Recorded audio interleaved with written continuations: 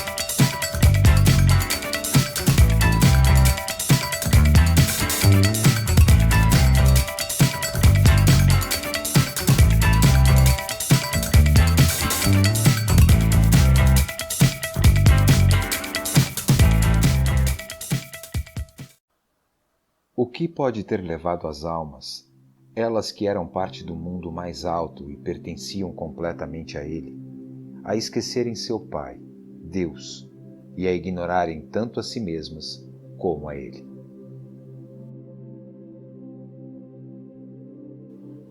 O mundo moderno é cheio de ironias, e não é a menor delas o fato de que os mais ardentes paladinos do século XX sejam, entre todos os homens, os mais cegos para as verdadeiras vantagens de nossa época. A origem do mal que tomou as almas foi a vontade própria. Foi a entrada da esfera da alteridade e o desejo de pertencerem a si mesmas. Elas conceberam um prazer nessa liberdade e se permitiram mover-se por si mesma, tomando assim o caminho contrário e afastando-se cada vez mais de seu princípio, acabaram por perder até mesmo a lembrança de sua origem divina. Como uma criança que é retirada de casa quando ainda muito pequena e permanece longe por muitos anos, não saberá quem são seus pais, nem quem ela mesma é. Assim também as almas, não mais vendo seu pai nem a si mesmas, caíram na autodepreciação. O mal e o bem existem, fermentam e dominam no homem, assim como o fazem na natureza. Assim como os frutos de uma árvore tornam-se verrugosos, enfraquecem e se corrompem quando a geada, o calor e o nevoeiro os atingem, o mesmo se dá com o homem quando deixa o demônio e seu veneno reinarem nele.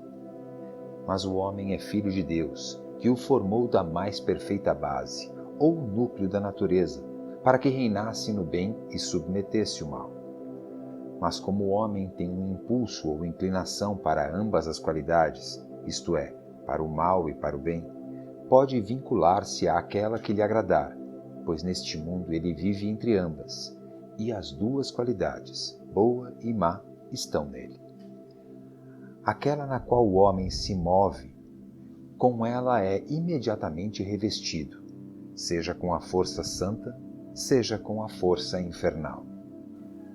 Posto que o Criador criou o mundo inteiro, não com suas mãos, mas com sua palavra, recebe-o como sendo presente e sempre existente, como o autor de tudo e aquele que é o um e o único, e aquele que criou todos os entes mediante sua vontade.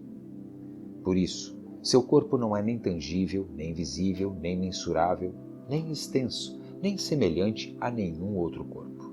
De fato, ele não é nem fogo, nem água, nem ar, nem sopro, mas tudo vem dele. E como ele é bom, não quis reservar esse dom só para si, nem adornar a terra só para si. Então, ele enviou para baixo o ser humano, que é a forma do corpo de Deus. Por essa razão, ele é um vivente mortal que, no entanto, não pode morrer. E se o mundo prevaleceu sobre as criaturas vivas pela imortalidade de sua vida, o ser humano prevaleceu sobre o mundo pela razão e pela inteligência. Ele nasceu para contemplar as obras de Deus, maravilhar-se com elas e conhecer seu Criador. Neste estranho mundo da terceira espiral, tudo foi um encontro com as aparências ilusórias, que só liberavam a passagem quando de sua conversão e inversão. E foi preciso ver que esse objeto de desejo era apenas a objetivação das próprias cobiças. Desse encontro só poderia nascer a perdição ou justamente a renúncia aos frutos da ação. Aquele que se oferece e que enlaça está realmente ensinando o desprendimento, a agir com retidão e sem preocupação com o resultado. Faça o que deve fazer, aconteça o que tiver de acontecer. É no momento em que tudo parece estar perdido que tudo é salvo. Quando nada mais é esperado, sobrevém aquilo que ultrapassa toda a expectativa e preenche todos os abismos.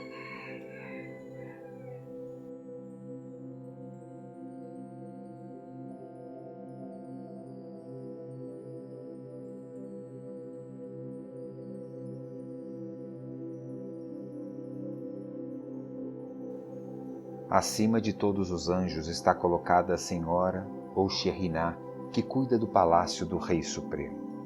Ela também tem suas legiões de anjos, cada um deles com seus 60 rostos e armados com uma espada. Quando voam sobre a terra, eles usam 6 asas.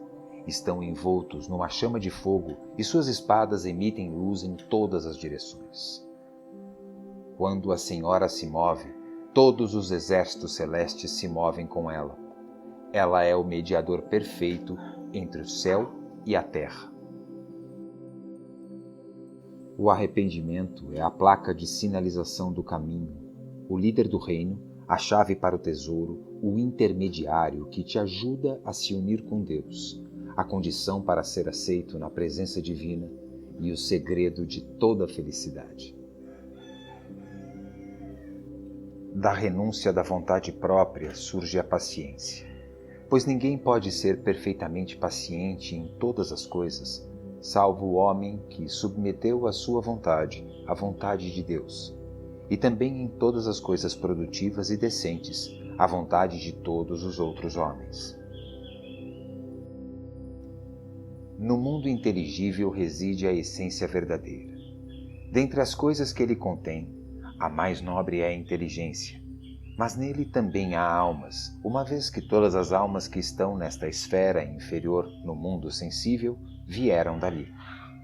O mundo inteligível contém almas sem corpos, enquanto o mundo sensível contém aquelas que se encarnam em corpos e estão divididas em corpos. No mundo inteligível, toda a inteligência constitui uma unidade. Não é algo separado nem dividido. E em tal mundo de unidade, todas as almas estão unidas sem distanciamento espacial, num mundo que é eternidade.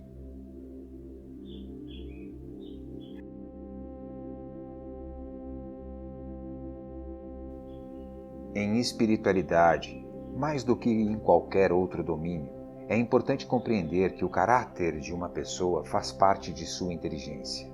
Sem um bom caráter, um caráter normal e, por consequência, nobre, a inteligência, mesmo metafísica, é parcialmente inoperante, pela simples razão de que o conhecimento pleno do que está fora de nós exige o pleno conhecimento de nós mesmos. Deus é o Altíssimo e isto é tudo. Com o tempo, os apegos terão fim, as posses desaparecerão, os costumes serão anulados, os limites serão quebrados, os entendimentos serão eliminados, a história se dissipará, as alusões se tornarão transitórias, as expressões serão negadas, as informações serão apagadas, mas Deus existe eternamente, e Ele existe em sua definitiva unidade.